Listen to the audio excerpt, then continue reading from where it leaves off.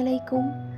আমার আর আমার ছোট বোনের সকালের নাস্তা গরুর পায়া তো আমার কাছে অনেক ভালো লাগে। কার কাছে কেমন লাগে? আর এটা আমার ফেভারিট সিনেমা মানি হাইস্ট, যেটা আমি এর আগেও একবার দেখেছি, আবারও দেখছি আমরা। অনেক ভালো লাগে। আমার হাজব্যান্ড তো গরুর পায়া মুখেও দিয়ে দেখে না কোনো সময়, বাট এটা আমার অনেক ফেভারিট।